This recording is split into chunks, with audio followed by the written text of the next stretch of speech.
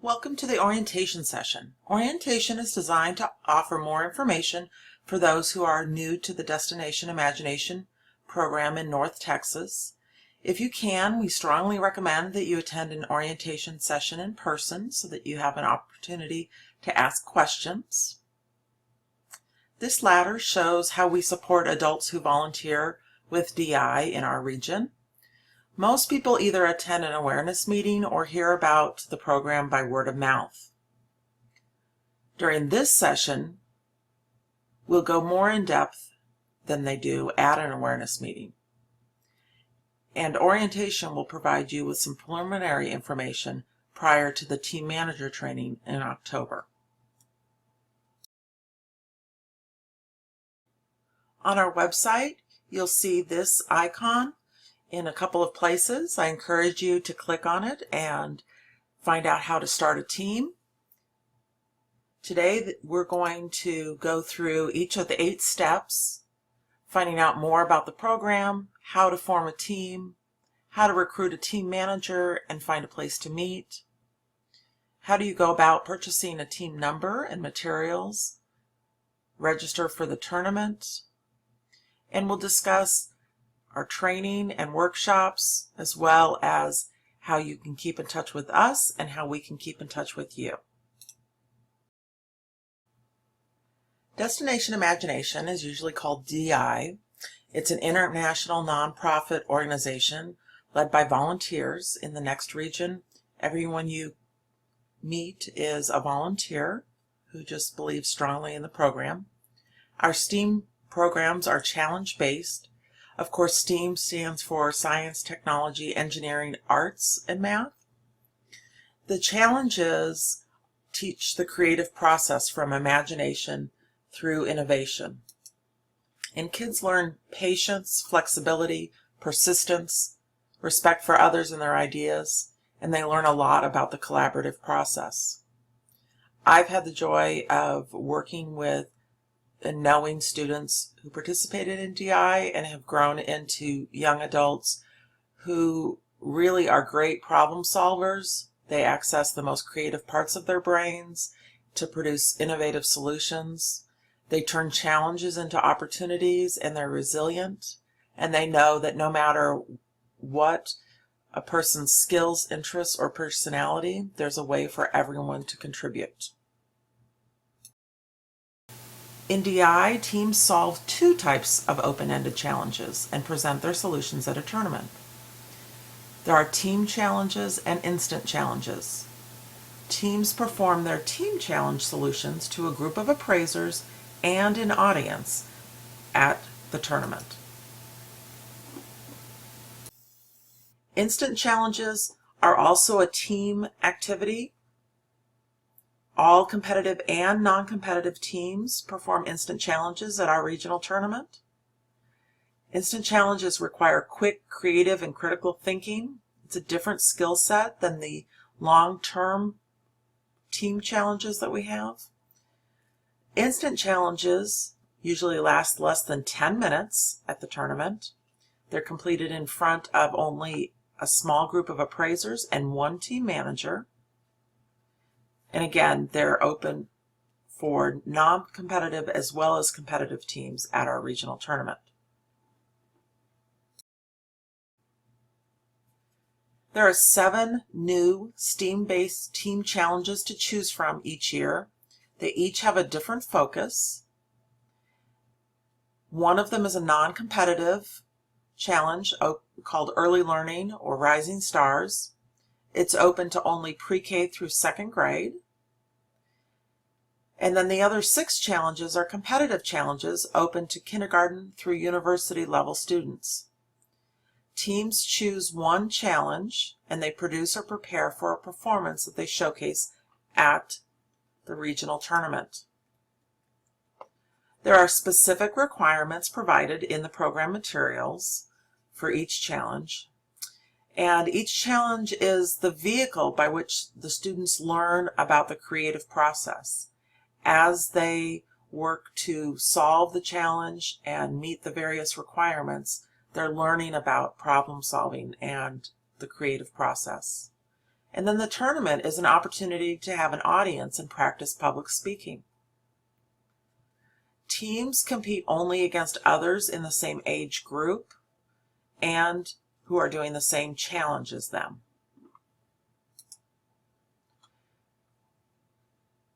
The challenges give teams an opportunity to showcase a special interest, a skill, or a talent through what we call team choice elements. So these are extra things that are not required in the challenge, not specifically required in the challenge, that the team can have some flexibility with. Maybe they choreograph a dance, or they write a song, or they produce a piece of art that's quite different and enhances their solution. Each challenge requires a story and is presented in front of a live audience. Each challenge requires some kind of research. And each challenge is known by not only the focus, but by the current year's name. The Rising Stars or Early Learning Challenge, again, is non-competitive. Teams do perform at the tournament, but they're not scored. The Rising Stars Challenge is open to students in pre-kindergarten through 2nd grade, and this year it's called Save the Day. Teams learn about simple and complex machines. They use simple machines to create and build a new invention.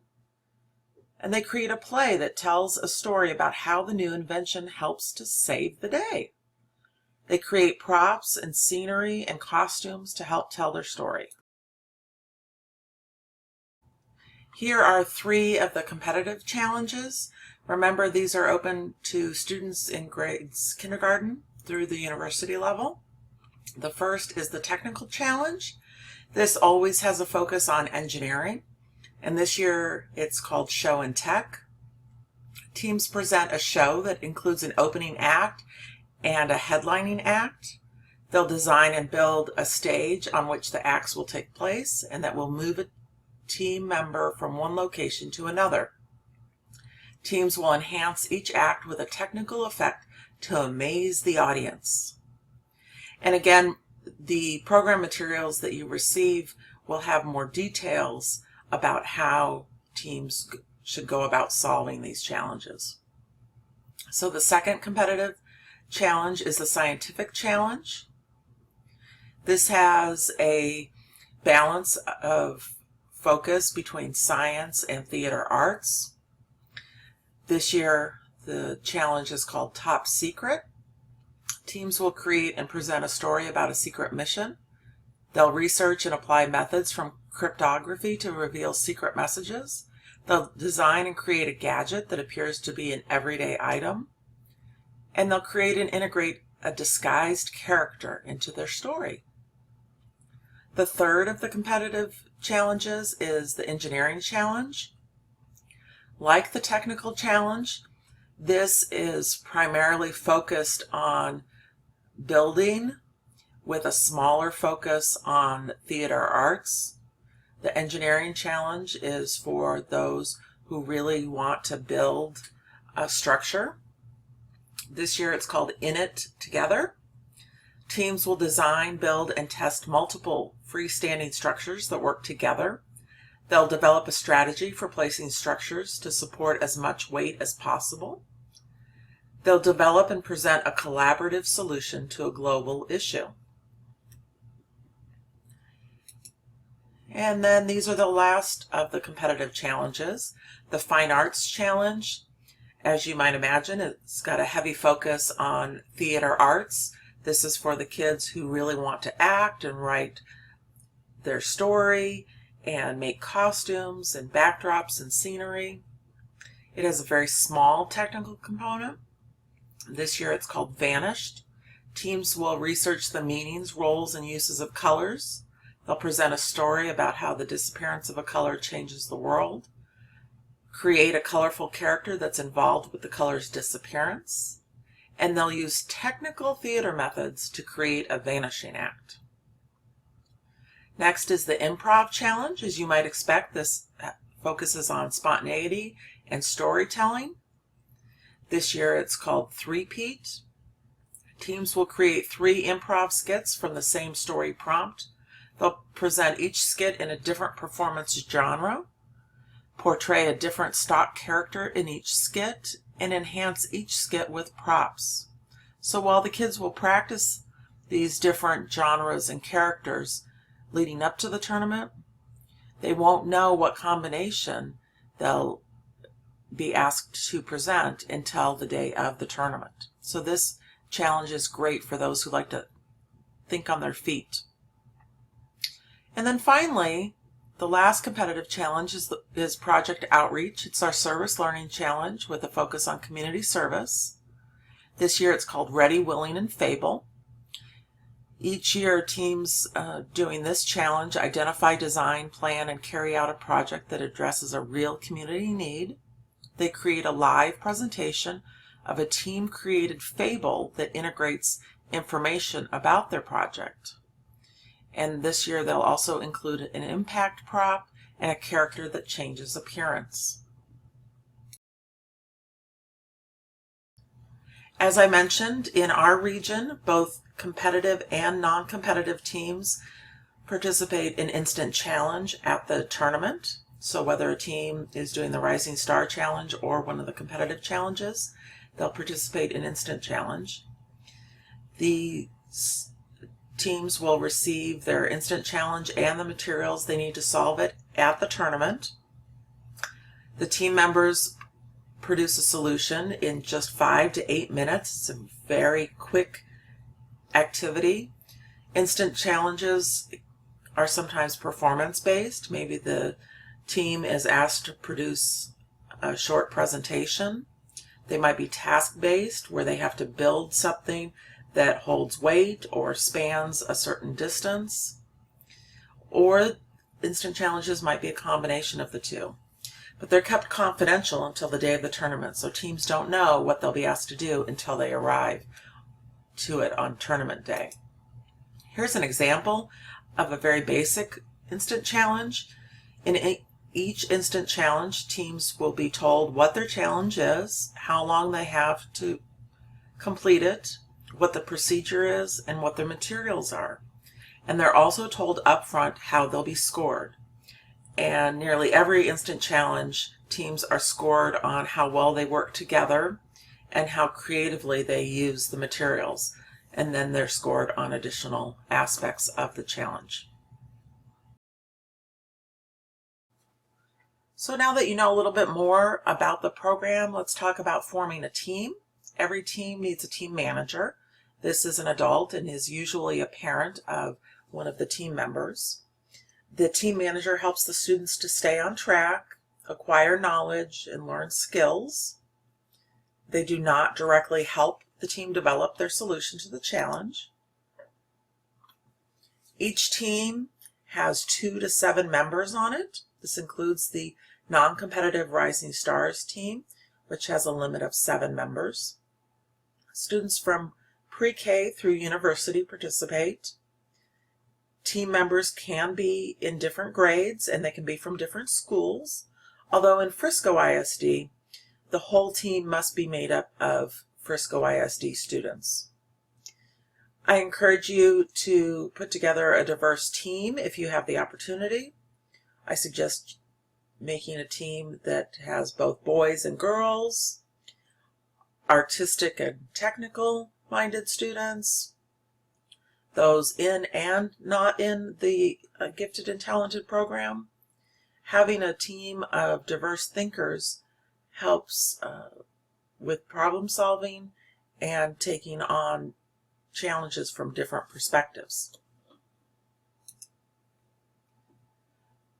When we talk about the competition levels for teams, those are determined by the eldest team member.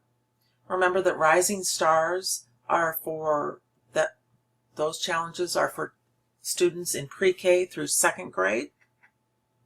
So if a team has anyone older than 2nd grade, they cannot choose the Rising Stars challenge. But you'll notice that elementary level is kindergarten through 5th grade. So that means that those students in kindergarten, 1st grade, and 2nd grade have a choice. They can either choose to do the Rising Stars Challenge or the Elementary Challenge. This also means that if a team has, say, 1st graders and 3rd graders on it, they would be required to choose a competitive challenge and compete at the elementary level.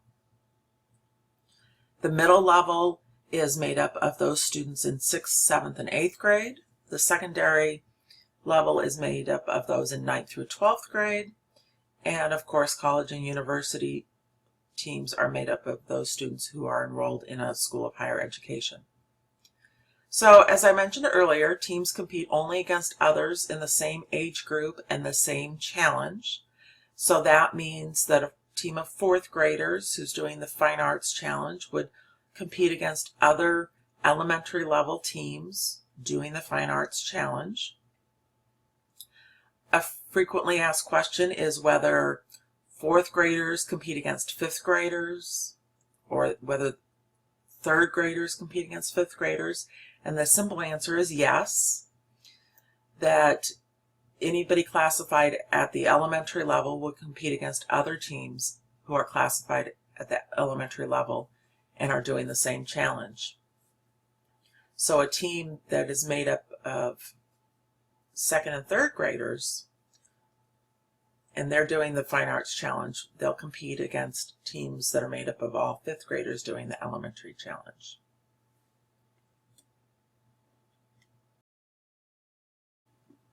So forming a team is usually not the hardest part of participating in DI. Oftentimes, finding a team manager is the hardest part. There's usually not a shortage of kids who participate, but oftentimes parents are reluctant. So let me tell you a little bit more about what it means to be a team manager. Team managers facilitate, arrange, communicate, teach, and schedule. It can be difficult. Good news for you is that we offer lots of resources. People resources, online resources, trainings that you can attend. Many people who've been a team manager find that it is one of the most rewarding things that they have done with their children. And the best way for your child to be able to participate in DI is for you to be a team manager.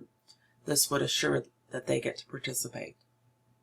Team managers need to be 18 years or older, and they should complete a background check. In fact, in Frisco ISD, team managers are required to complete a background check.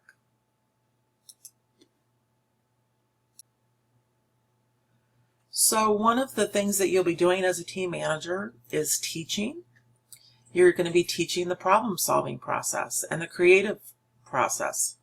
And you're going to do this by asking questions at each step of the way, and teaching what it means to solve problems. First, how to identify the problem, then how to brainstorm possible solutions, how to select the best solution, how to gather resources, and then how to assign jobs to team members. These problem-solving steps are ones that the kids will then be able to use in any aspect of their life.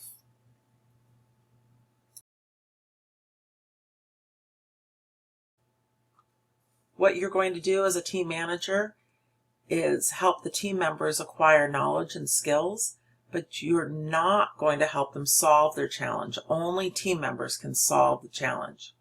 That means that only team members can decide what their play is going to be about. Only team members can build their vehicles or build their structures or design and sew their costumes. Interference is a major principle of DI, and it's when a non-team member contributes ideas or helps to create the solutions to the team challenge. So if a parent cuts something for the students or sews their costume or paints their background or tells them which words each character should say, that's interference. So we work really hard to educate teen parents about interference. to educate team members so that they can explain it to others.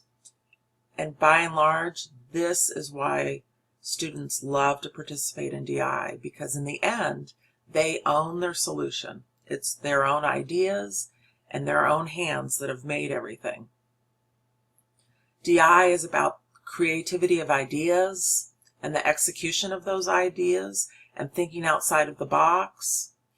It's not about perfection. DI is about the journey and the things that kids learn along the way. And failure is one thing that they learn along the way. They learn that sometimes their ideas don't work, and they learn how to recover from that and come up with new ideas and redesign things that didn't work so well. This is hard for us to see as parents, but it's a great skill to teach to young students. So if you can't offer ideas to the team, how do you help them acquire skills and knowledge? You do this by facilitating and asking lots and lots of questions.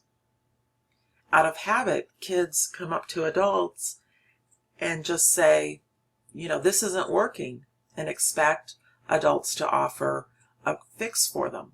But in DI, what we do is we teach kids to solve problems on their own by turning the questions back to them. So when a child comes up and says, well, this isn't working, you might ask them, why isn't it working? What's the problem with it?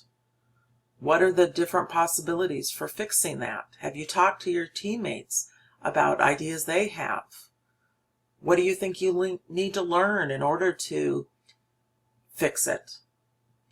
And you'll get really, really good at asking these type of open-ended questions, and your students will learn how to start solving problems on their own.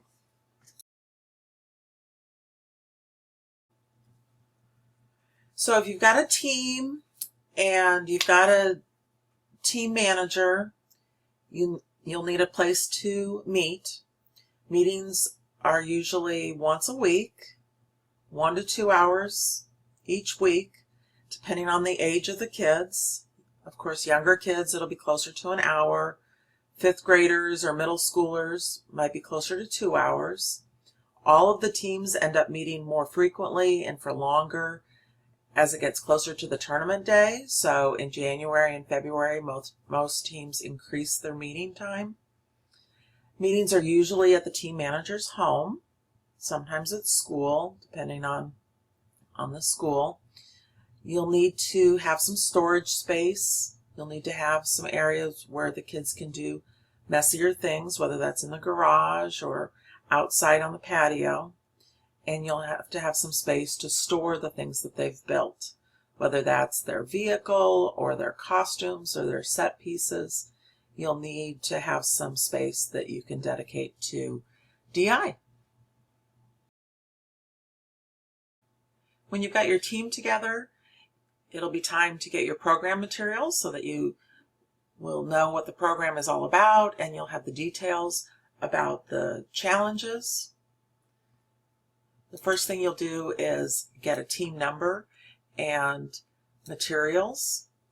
So my first question is, do you have a team number yet? If you do, fantastic.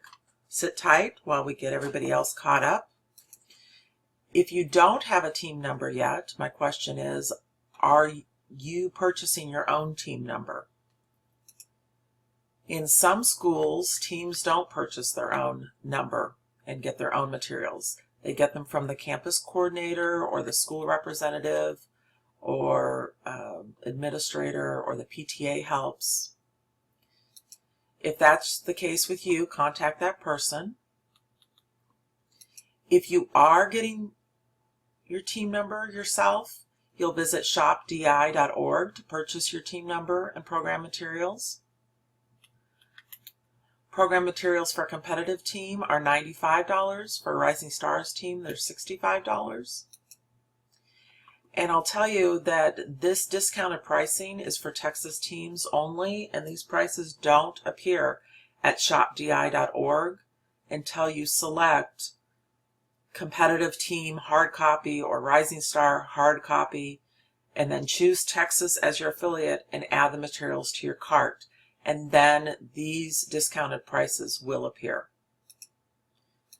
So whether you already have a team number, or you're getting them from someone at your school, or you're buying them yourself, you're all set now.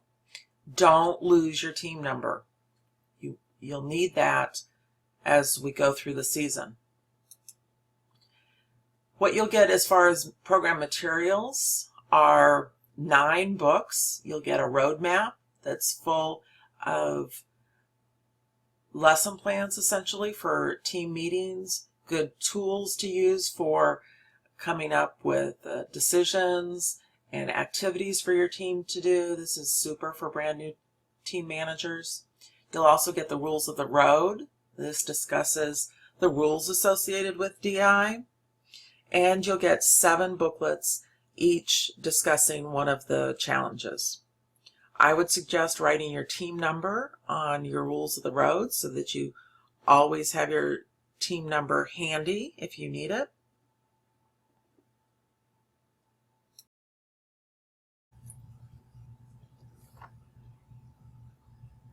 Once you have your team number and your materials, then you'll be ready to register your team for the regional tournament. Check with your school before paying any fees. Some schools help subsidize the cost of registering for the tournament. And remember that getting your team number does not mean that you're registered for the tournament. This is a separate process. Registration can be completed in stages and saved. And then once you're ready to complete your registration, you can check the box at the end of the registration page. Remember that fees will increase after the December 5th early bird deadline. And Frisco ISD teams must register by December 5th. You'll need some information in order to register your team. You'll need their full names. You'll need the team members' dates of birth and their grade levels. And you'll need information about your volunteer appraiser. So you may have heard about this requirement from friends who have participated in the program or teacher at school or so on. Each team is required to provide one person to volunteer on the day of the tournament. We need more than 300 volunteers in order to hold a successful tournament for the teams. So we really need every team to provide a volunteer. Once this volunteer goes through training, we call them an appraiser.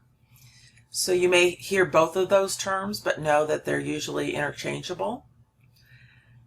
The name, email address, and phone number of your volunteer must be included on your team registration in order for your registration to be complete. This volunteer must attend a 3-hour training in late January. Even if they've volunteered before, they're required to go through training each year because the challenges change each year. The volunteer needs to be at least 18 years old, not in high school, and be available from 7 a.m. to 5 p.m. on tournament day. Also, the volunteer will not be able to watch your team perform. So sometimes these requirements seem like they're daunting, but know that there are people who are willing to step up and help. And in the end, the overwhelming majority of volunteers end up having a great time. It ends up being a very rewarding day for them, a long day, but a very rewarding day. We need the same person to volunteer all day in order to help maintain a level playing field for all of the teams who are competing.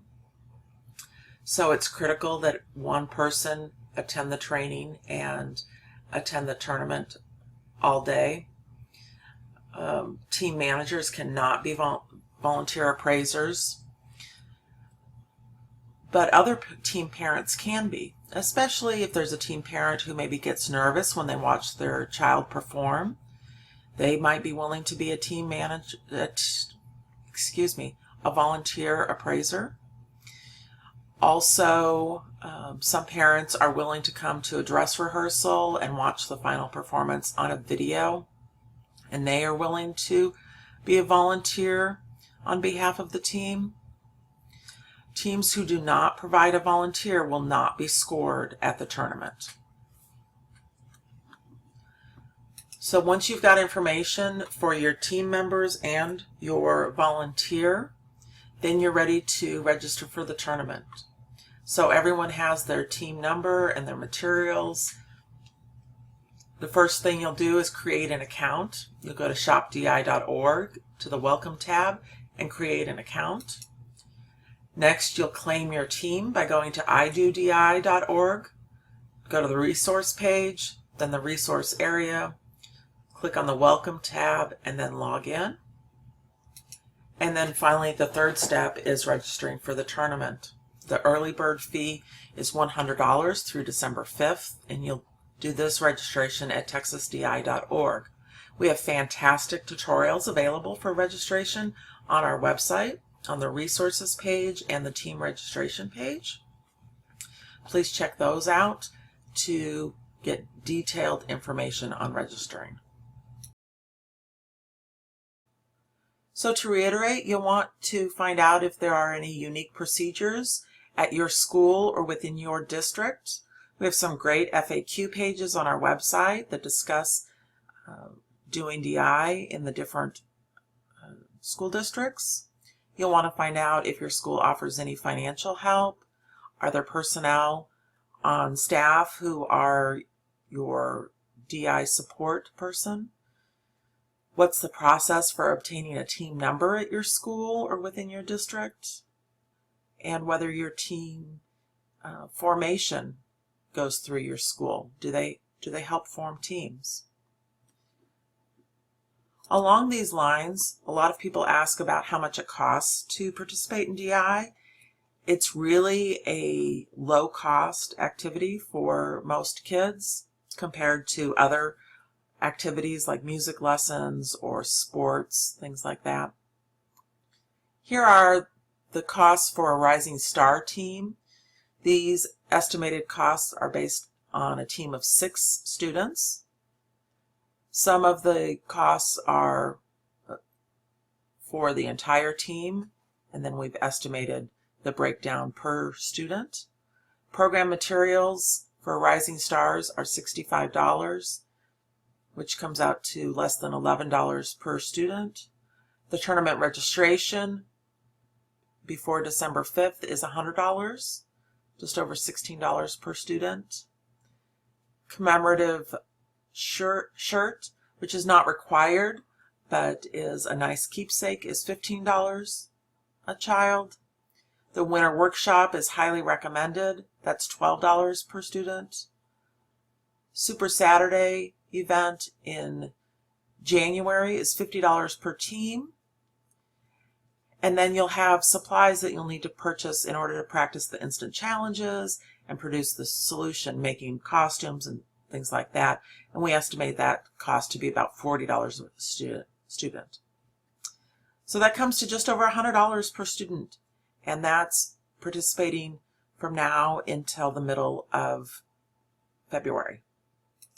If we take a look at the competitive team estimated cost, some of the figures are a little bit different. Program materials are a little bit more expensive. They're $95 per team. Registration is still $100 before December 5th. And then we've added a third workshop, is the Instant Challenge Scrimmage. That's available only to competitive teams, and that's $60 per team. And then the cost of materials and Instant Challenge supplies is going to be a little bit more, but that does vary depending on which competitive challenge a team chooses. So for a competitive team, you're looking at less than $150 per student if they're on a team of 6 kids and they go to all of the workshops. That's for a team practicing from now through the middle of February.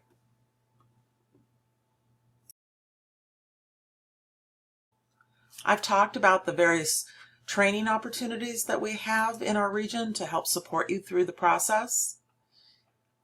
We have several events scheduled for team managers. These are all free, beginning with the orientation sessions. That's what this is. Then we have team manager training in October. Immediately following the team manager training are challenge breakout sessions. In early November, we offer instant challenge training for team managers. And then we offer Team Manager University in November, December, and January. Those each provide different information that's relevant to that time of the year. For instance, in January, we talk a lot about getting ready for the upcoming tournament. And then our workshops for the teams are available at low costs. We've got the winter workshop in December. That's various classes that teams can take. They're geared towards the challenge that the teams are participating in. Super Saturday is in January, and that's all about instant challenge and learning improv skills. And then the instant challenge scrimmage in February gives teams an opportunity to practice instant challenges in a setting that is pretty similar to the tournament. Let's talk about how you can keep in touch with us and how we can keep in touch with you. You'll want to become familiar with 3 websites that have to do with DI.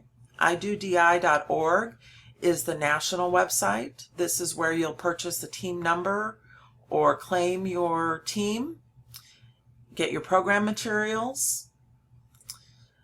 Then there's the texasdi.org website. This is where you'll register for the tournament. This is where your volunteer appraiser will register. But the best website for you to familiarize yourself with is our regional website, nextregionni.com. This is where you'll find local resources. We have challenge masters who are experts in each challenge. Their information is on the Contact Us page. On the resources page, you'll find toolboxes full of support materials. On our regional website, you'll register for local events, whether they're the free team manager training sessions or the low-cost team workshops for students. We've got a great website and hope you visit often. Also, we encourage you to put our email address in your address book to avoid having our emails go to your junk folder. Our email address is info.nextregionni@gmail.com. We've also started a new text notification system this year, so you can sign up for reminder text from Next by texting DI to 469-202-6262. Remember that you'll be receiving text messages, so message and data rates may apply. Also, as I mentioned a minute ago, you can visit the Contact Us page of our website, and the calendar page of our website has information on all of our events. Again, our website is www.nextregionni.com.